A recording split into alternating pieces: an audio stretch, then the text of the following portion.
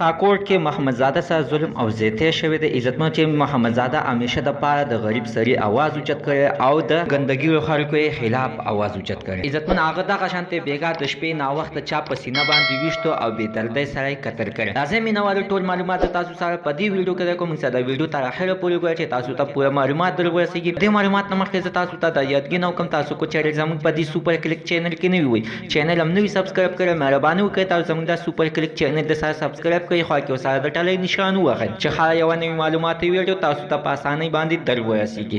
عزتمن نن دغه شانته ظلم او زیاتی شوی د چې عزتمن محمد زادہ اگر چې چا ډېر سخت بې دردۍ سره قتل کړی دی. عزتمن د همیشه د پاره د همیشه د پاره د کوم د بچي د پاره आवाज اوچت کړی دی چې دادی نشي نشي چې څوک دغه شانته غلط کارونه کوي د هغوی خلاف आवाज اوچت کړي او ټول ته ویلي دي چې راشي دا کسانو نیسي او د دې کسانو نه د دنیا پاکه کوي. خو عزتمن چې حال کړه چې ساره سپین وای نو په دې دنیا باندې اسکله ژوند نشي تیرول چې نن څنګه بیګا د شپې نا وخت محمد زادہ چا دغه شانته بې دردۍ سره قتل کو نامعلومو کسانو چې تر اوسه پورې د هغه جنازه نه ده شوې د سړک د پاسه پرته د واقع خبره د سره غټ ظلم او زیاتی شوی دی.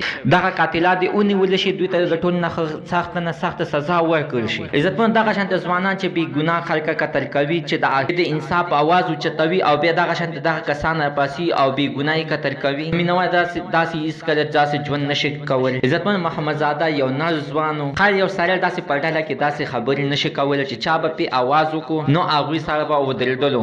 همیشه د پاره د نر سړي ځوان و همیشه د پاره د نر سړي دوست و هغانو سره به کېناستېدلو. عزتمن د سره نن دغه شانته په سخاګوت کې ظلم او زیاتی شوی ده چې عزتمن د دن لاش اوس هم پر د سړک د پاسه پروت دی او ټول خلک د انصاف غوښتنه کوي. الله تعالی دې کې چې ته د انصاف میلو شي. نو زموږ د سره نن ورځې معلومات د دې پورې د نوي معلومات لپاره د سره زموږ د سوپر کلیک چینل د سره سبسگرایب کړئ خو کې سره د ټلې نشان وه چې خا یو نوي معلوماتي ویډیو تاسو ته په اسانۍ باندې درور